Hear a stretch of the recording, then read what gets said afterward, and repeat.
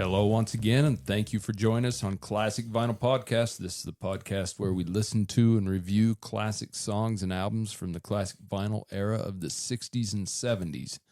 I am one of your hosts, Justin, and like always, I am joined by my co-host, Tyler. I am here, and the moon is in the 7th house. Yeah. And Jupiter aligned with Mars. Yeah, it's going to be pretty crazy. This gives me the mystic crystal revelation, this song. Yep, get your crystals out.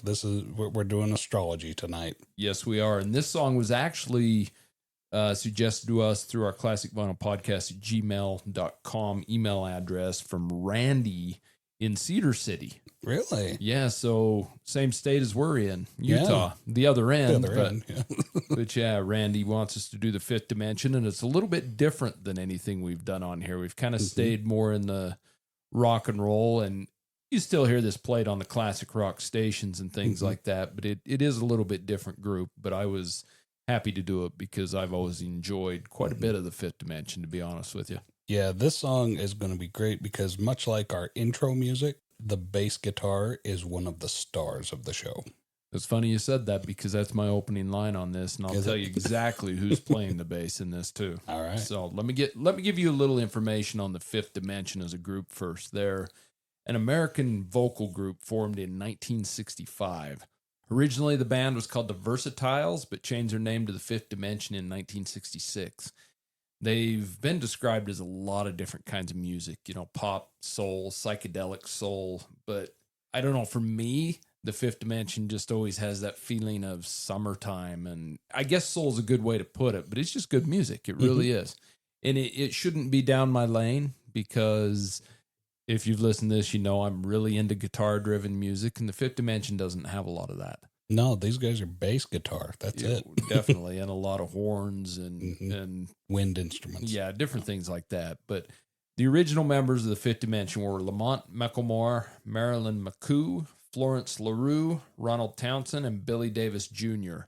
Now, they're all lead and backup vocalists. This is just purely a vocal group. They pretty much, through their whole career, used the famous Wrecking Crew or members of them throughout their career to record all of their music because these guys don't play their own instruments. So they were originally signed to the Soul City record label. It was a record label started by Johnny Rivers, but later recorded for Arista, ABS, and Motown Records, all of them. They're really well known for their hits Up, Up, and Away, Stone Soul Picnic, The Age of Aquarius medley that we're doing today, and Wedding Bell Blues, I think, are kind of their most popular songs. The band has sold over 20 million albums worldwide, which isn't too bad. They've recorded a total of 13 studio albums, 18 compilation albums. Here's another group that has more compilations than studio albums. 2 live albums and 44 singles released. Now, as far as albums in the U.S., they had 5 of their albums hit the top 50, 2 hit the top 10 with their 1969 album, which this song's off of. It was called The Age of Aquarius. It was their top charting album, hitting number 2. I wasn't able to find any album information on them in the UK, so maybe they didn't chart there. I'm not sure. It was just a myth to the UK.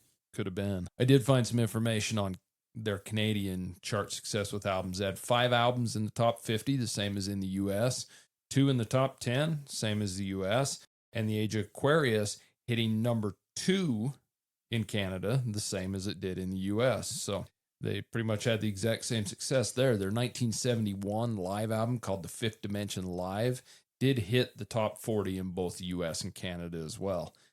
Also, their 1970 Greatest Hits album hit number 5 in the U.S., and number 3 in Canada and went gold in the U.S. In the U.S., they had 20 singles in the top 40. 12 of those singles hit the top 20. They had 2 number 1 hits, the one we're doing today, The Age of Aquarius, Let the Sunshine In, and Wedding Bell Blues, both number 1 hits. So in the UK, I was able to find some information on the songs. They had just 2 songs in the top 100. This song we're doing today reached number 11, and Wedding Bell Blues reached number 16. So it could not be ignored. No, but the British just didn't really like them that well for some reason. In Canada, they had 26 singles in the top 50, 17 of those in the top 20, 11 of them in the top 10, Up, Up, and Away, Aquarius, and Wedding Bell Blues, all hitting number 1 on the charts. So they had 3 number 1 hits in Canada. Now, maybe you do or don't know the answer to this. The song Up, Up and Away, is that My Beautiful Balloon? Yes. Okay, so I do know that song then. Yeah. Okay. Up and away in my beautiful balloon. Would you like to ride in my beautiful balloon? That's the one. Yep. That's it. Okay. The group was inducted into the Vocal Group Hall of Fame in 2002. They're still touring to this day, although the only original member is Florence LaRue. So do you want to get to the song review? I do. And now it's time for the song review. Okay, so today we're doing the Fifth Dimension-Aquarius Let the Sunshine In medley. Tyler, what is your history with this song?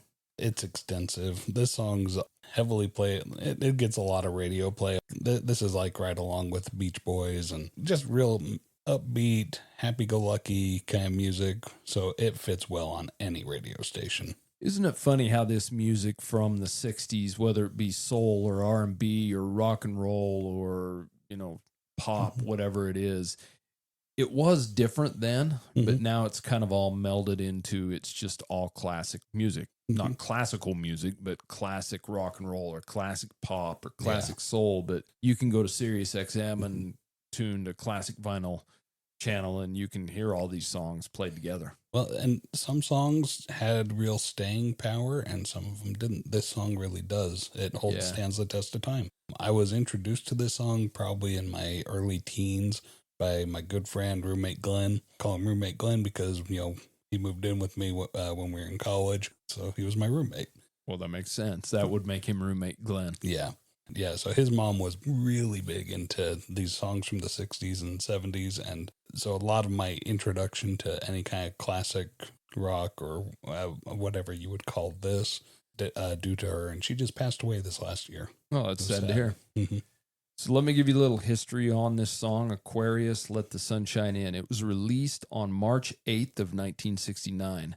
Now, the B-side to this song was a song called Don't You Hear Me Calling to You.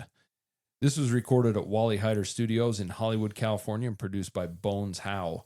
Bones Howe most famously produced, obviously, The Fifth Dimension, Bob Dylan, The Turtles, The Association, so he's been around the music world quite a bit. This song was released on the band's fourth studio album called The Age of Aquarius. They were really into this. Yeah, somebody was an astrologer. Yeah, something was going on. Someone had a crystal ball that they would, tell fortunes on the side.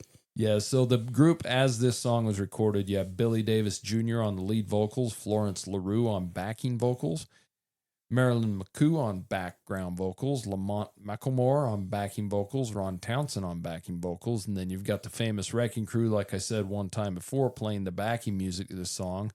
And somebody we've talked about quite a few times on this podcast, Carol Kay, is the one playing the amazing bass on this song. Oh, yes, we do know her. And not only do we know her, but she hit the news this week, which probably we're recording in June. This is probably going to be about a month later when you're listening to this. But Carol Kay has famously turned down the invitation to the Rock and Roll Hall of Fame. Really? Yeah, which I'm actually proud of her. We love Carol Kay. Yes, because if you've listened to this podcast, you know what we think of the Rock and Roll Hall of Fame. We think certain bands should be there that aren't, certain bands that are there that shouldn't be, and it's just really not a Rock and Roll Hall of Fame.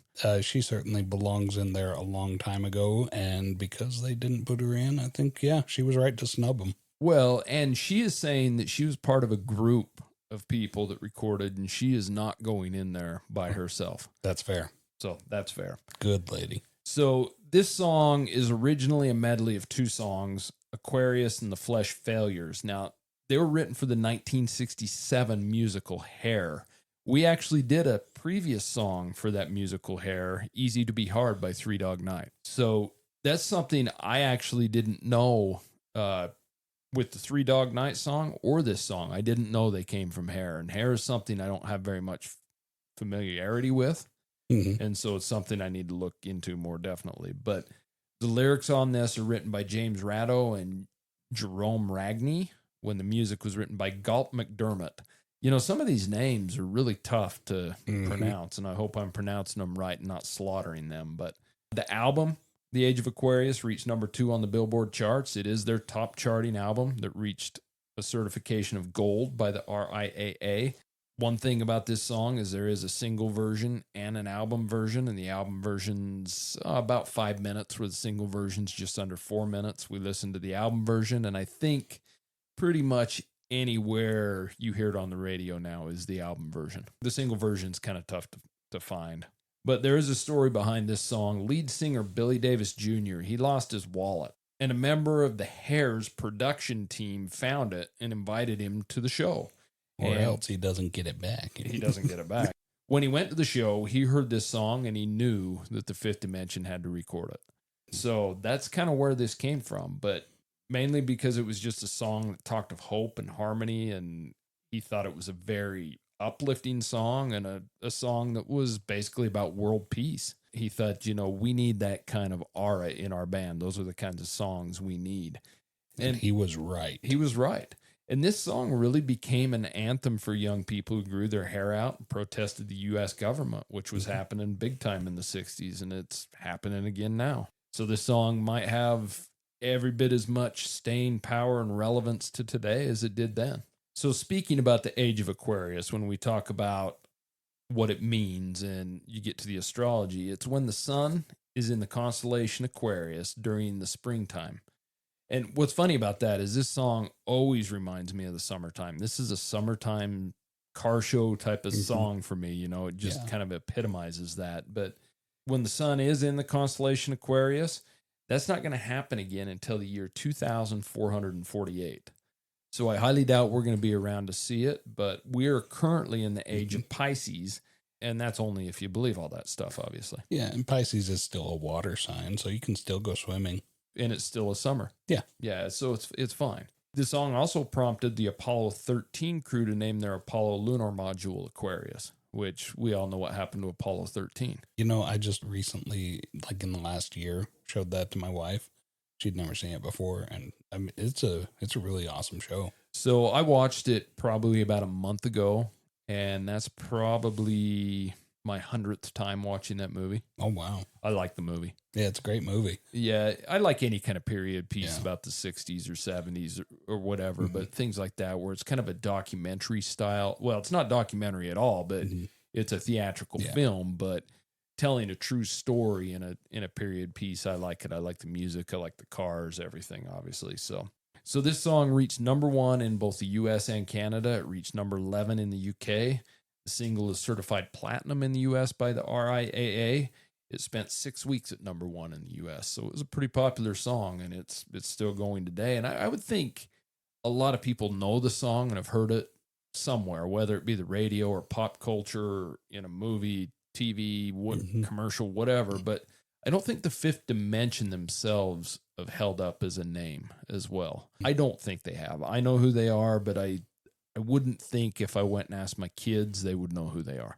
Yeah, ask most people who sings the Age of Aquarius song, and I doubt most people would know the name. I wouldn't think so. I could be wrong, but I wouldn't think so. I didn't know them by the band name Fifth Dimension. So the song itself was inducted into the Grammy Hall of Fame in 2004. Billboard, I didn't find any information on Rolling Stone, but Billboard has ranked this song as number 66 in the greatest songs of all time. And this is weird for me to say. It's not my style of music, but I love this song. This finds its way onto my playlists and things. So there's something about that position that makes me think, yeah, I think that's pretty good for it. Yeah, and it's kind of, it's not my style, but it finds its way onto my playlist. So when Randy suggested, I was like, that's great. Yeah. I hadn't even thought about doing the Fifth Dimension. So way to go, Randy. So anyways, after listening to it, we listened to it all the way through twice with the purpose of, critiquing it for what little we know. But what are your thoughts on Aquarius, Let the Sun Shine In, Tyler? Beautiful, beautiful song. This song opens up with wind instruments, notably the flute, and it just sings and rings. It's a Jethro Tull opening. It is, yeah. Yeah. Now that you mention that, completely forgot. Jethro Tull does use the jazz flute in his openings. Or in his songs? Yeah. Yeah, and by his, I mean, the whole band, Jethro Tull. Yeah, Ian Anderson. Yeah. Yeah, and I know that better than anyone, and I kind of make fun of people when they say, well, Jethro Tull's a person, but Ian Anderson is Jethro Tull, let's be honest. It's so easy to just call Jethro Tull him, you know? Yeah, it's a cool name. But it is a band. Okay, so moving past the opening, the lady sings in with when the moon is in the 7th house and Jupiter aligns with Mars, then peace will guide the planets and love will steer the stars. That's it, yeah. And we've only got like 425 years before we get to experience this. Yeah, I wonder when the last time that happened before the 60s was. The age of Aquarius, like I said, it's a sign of water. My wife is, she is an Aquarius. She's definitely a water baby. She loves swimming. I get a big kick out of this. A lot of the esteem that I hold my wife, I mean, I find her to be agreeable and I'll probably keep her. But this song it's got this sweet melody that ramps up into a real jammy chorus, and that's the dawning of the age of Aquarius. And so this song it starts to really thump and beat, and it's great. The verses, the lyrics in these are all very optimistic and uplifting. They're all about love and peace and sunshine and joy, happiness. It's so wonderful. Looking forward with great optimism to the next era, and it was great. I think that's something that every decade or every era can use, is that optimistic attitude and that looking forward to the sun shining in, especially if you've been through some dark times. So after this, then we bridge over into this gospel style where you get almost a hand clapping and foot stomping kind of beat. That's when it's let the sun shine in. It fits. It's different, but it fits. The song altogether is just really full of optimism, full of joy, full of happiness, and I can see why everybody loved it, why it shot to number 1, stayed there for 6 weeks. This song's great. What are your thoughts on this one, Justin? This song has always been one, like I said earlier, that reminds me of summertime. It gives me that 60s feeling. It just puts me in that zone. This should be one of the top songs on the soundtrack to the 60s. For sure. It's an excellent song. And I really shouldn't like it musically because I generally don't like soul music and stuff as much. I mean, I enjoy listening to it, but... Yeah. And there's no electric guitar. I like how it opens with the flute. It almost reminds me of a theatrical song, like a Disney song or something to start with. It's kind of has that feeling, but number one thing, and you mentioned it at first, and it kind of upsets me that you got to mention it, but the thing I wrote, the number one thing is the bass through this song. And that's the first part of the song and the second part. The whole medley, Carol Kay kicks ass on the bass. Yes, she does. And if you haven't listened to this song on somewhat of a decent system and just hear that bass, this is an amazing song for that. It really is. You get to the second part, the Let the Sunshine In portion, the second half of the song. It actually goes for like 2.5 minutes at the end. And that's pretty much all they do is say, let the sunshine in, let the sunshine in. Yeah.